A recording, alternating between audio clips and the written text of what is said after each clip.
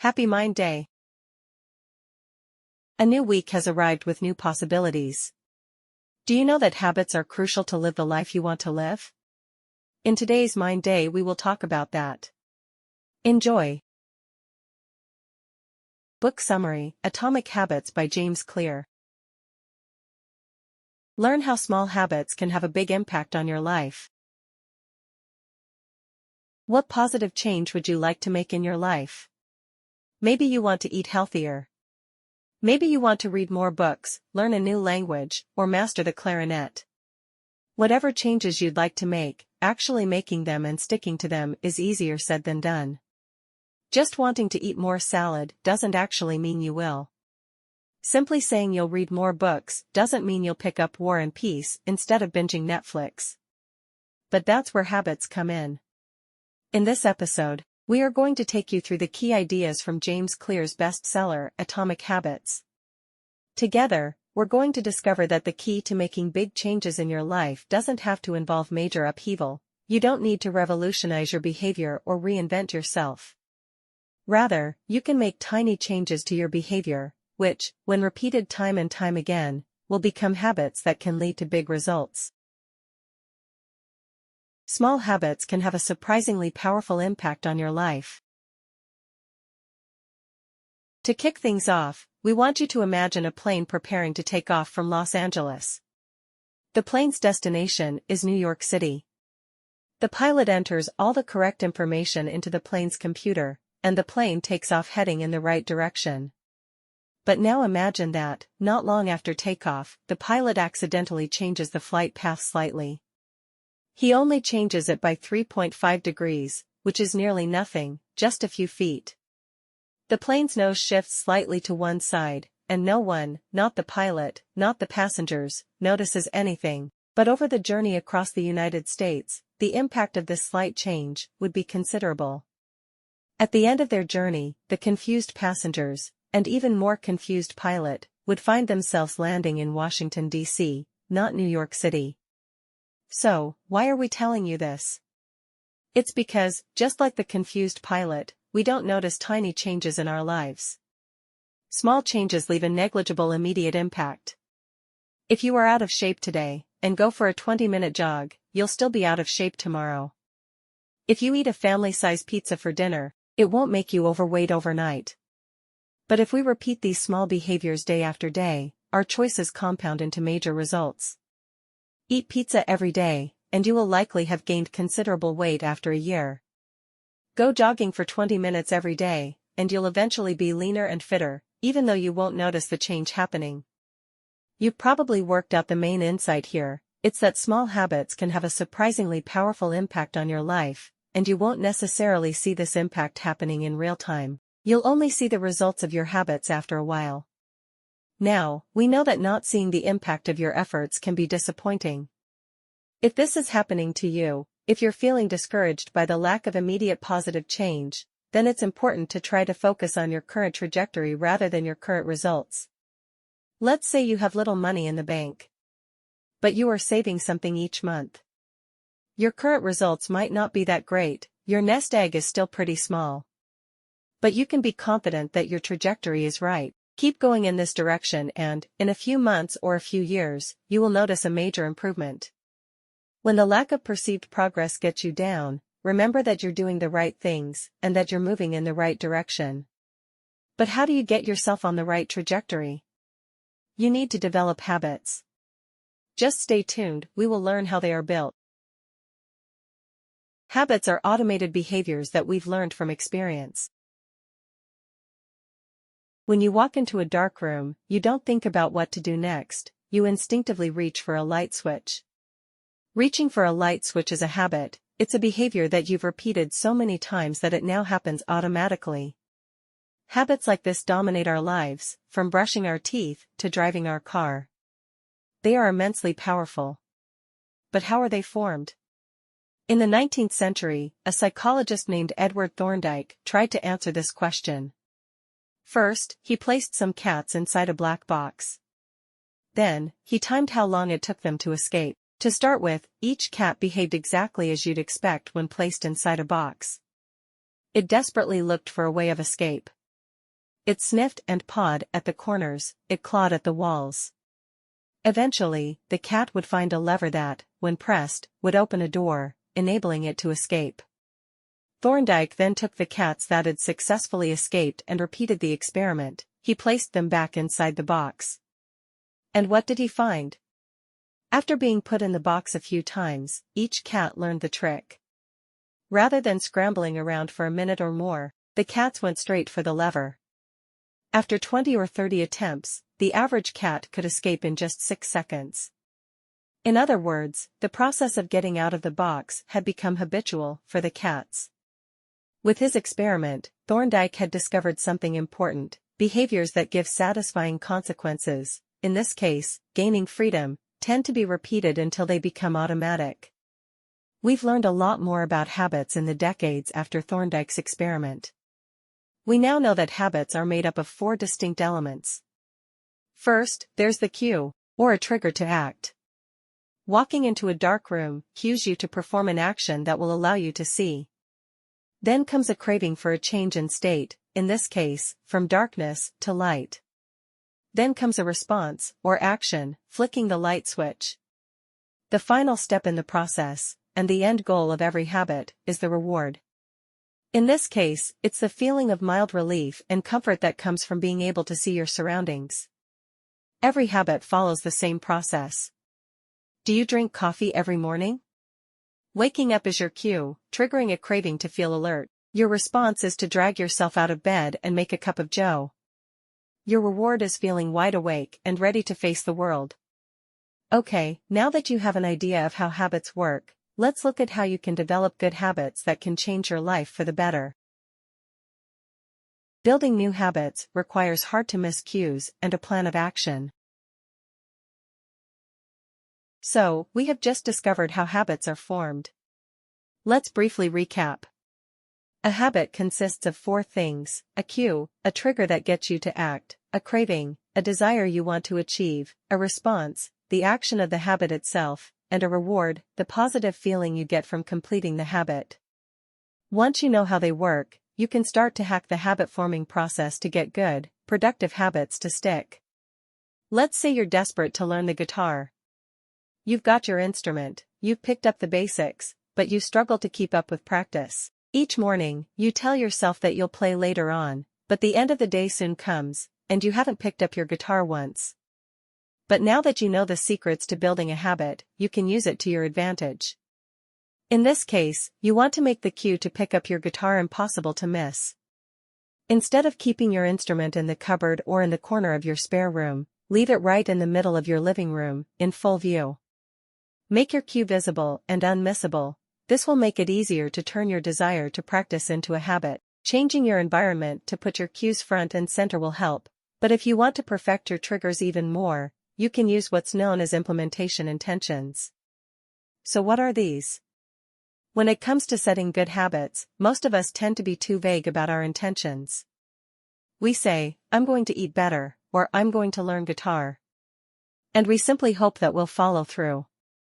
An implementation intention can help us move beyond the vague intention. Implementation intentions introduce a clear plan of action. They help you set out when and where you'll carry out the habit you'd like to cultivate. Okay, let's return to our guitar example. Instead of telling yourself that you're going to practice guitar sometime this week, tell yourself, "On Monday, Wednesday, and Friday, when the alarm goes off, the first thing I'll do is pick up my guitar and practice for 1 hour." And don't forget to leave your guitar in the middle of the room. By creating an implementation intention, you'll give yourself both a clear plan and an obvious clue, and it may surprise you how much easier it will be to build a positive habit. Let's take a little pause in our exploration here. So you might be wondering, this all sounds quite plausible, but does it really work? Can I actually tweak my environment and make it easy to form positive habits? Sounds good on paper, right? But in practice? To answer the question, let's look at the work of Anne Thorndyke, a doctor based in Boston, and in case you're wondering, she isn't related to the cat lover, Edward Thorndike. Dr. Anne Thorndyke faced a problem most health professionals face. She wanted to help her patients improve their diets and their snacking habits. But she also knew that making a conscious decision to eat healthier can be hard. It takes a lot of willpower and discipline, and not all of us have endless supplies of willpower and discipline. So, Anne Thorndike and her colleagues designed a test. As part of the experiment, she had the hospital cafeteria rearranged. The soda in the refrigerators next to the cash registers was replaced with bottled water, and baskets of bottled water were placed all around the cafeteria. Dr. Thorndike and the team then watched to see what would happen. And what do you think happened? Well, over 3 months, soda sales fell by 11%, and water sales shot up by over 25%. Simply by creating more queues for people to drink water, Dr. Thorndike and her team were able to get people to make healthier choices. In other words, they were able to help people build better habits, without forcing them to make a conscious decision to do so. Clear evidence that altering your environment can help you adopt better habits. Humans are motivated by the anticipation of reward, so making habits attractive will help you stick to them. We're now about halfway through our exploration of atomic habits. We've looked at how powerful habits are, how they are made, and how you can use habit cues to your advantage. Now, it's time to talk about the reward side of habit building. In 1954, neuroscientists James Olds and Peter Milner ran an experiment to look into the neuroscience behind desire. Using electrodes, they blocked the release of the neurotransmitter dopamine in some rats. The results were surprising. The lab rats simply lost the will to live. Without dopamine, they had no desire to eat, drink, reproduce or do anything else. Just a few days later, they all died of thirst. This rather disturbing story tells us one thing: dopamine is a crucial motivator. When we do something beneficial for our survival, eating, drinking, having sex, dopamine is released, and we feel good. This feeling of pleasure motivates us to do the beneficial action again and again. So far, so clear. But what does this have to do with habit building? Well, we don't actually have to do the pleasurable activity to get the hit of dopamine. The mere anticipation of doing something pleasurable is enough to get the dopamine flowing. In the brain's reward system, desiring something is on par with getting something. We can turn this to our advantage. When building our new habit, if we make it something we look forward to, we'll be much more likely to follow through and actually do it. Here's where I'd like to introduce you to the concept of temptation bundling. Temptation bundling is where you take a behavior that you think of as important but unappealing and link it to a behavior that you're drawn to. This is how you can use dopamine to your advantage when building a new habit. Consider the story of Ronan Byrne, an engineering student from Ireland. Ronan knew he should exercise more, but he got little enjoyment from working out. However, he did enjoy watching Netflix. So Ronan hacked an exercise bike. He connected the bike to his laptop and wrote some code that only allowed Netflix to run if he was cycling at a certain speed. By linking exercise to a behavior that he was naturally drawn to, he transformed a distasteful activity into a pleasurable one. You don't have to engineer a complex Netflix/exercise bike contraption to apply this to your own life. There are easier ways to do this. For example, if you need to work out, but you want to catch up on the latest A-list gossip, you could commit to only reading magazines while at the gym. Or if you want to watch sports, but you need to make sales calls, promise yourself a half hour of ESPN after you talk to your 10th prospect. Just find a way of making those unattractive but important tasks enjoyable, and you'll be surfing a wave of dopamine and creating positive habits at the same time. If you want to build a new habit, make that habit as easy to adopt as possible. Making a habit pleasurable is a surefire way to make it stick. Another way we can hack the habit building process is to make it easy. Easy behaviors dominate our lives. We scroll through social media or munch through a bag of potato chips because these are easy things to do. On the other hand, doing 100 push-ups or studying Mandarin are both pretty tough and take a lot of effort. This is why we don't find ourselves drawn to intensive exercise or language learning in our spare time. By making our desired behaviors as easy as possible, we stand the best chance of turning them into a habit. And the good news is, there are various ways we can make this happen. The first way is by reducing friction. Here's what it means. James Clear has always been hopeless at sending greeting cards. His wife, though, never misses an occasion to send a card. And there's a clear reason for this. She keeps a box of greeting cards at home, pre-sorted by occasion. This little bit of preparation makes it easier to send congratulations or condolences or whatever is called for. She doesn't have to go out and buy a card when someone gets married or gets a new job, and this reduces the friction involved in sending one. Friction is a two-way process. You can reduce friction to turn a beneficial behavior into a habit, but you can also increase friction if you want to kill a bad habit. So, if you want to waste less time in front of the TV, unplug it and take the batteries out of the remote. This will introduce enough friction to ensure you only watch when you really want to. So that's friction. The second trick for making a habit easier in the long term is what's known as the 2-minute rule. This is a way to make any new activity feel manageable. The principle is that any behavior can be distilled into a habit that is doable within 2 minutes. So, if you want to read more, don't commit to reading one book every week. Instead, make a habit of reading 2 pages per night. Or, if you want to run a marathon, commit to simply putting on your running gear every day after work. The 2-minute rule is a way to build easily achievable habits, small accomplishments, that can lead you to greater things.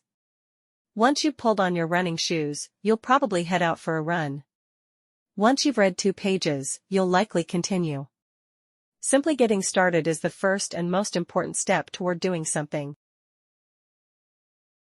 Making your habits immediately satisfying is essential to effective behavior change.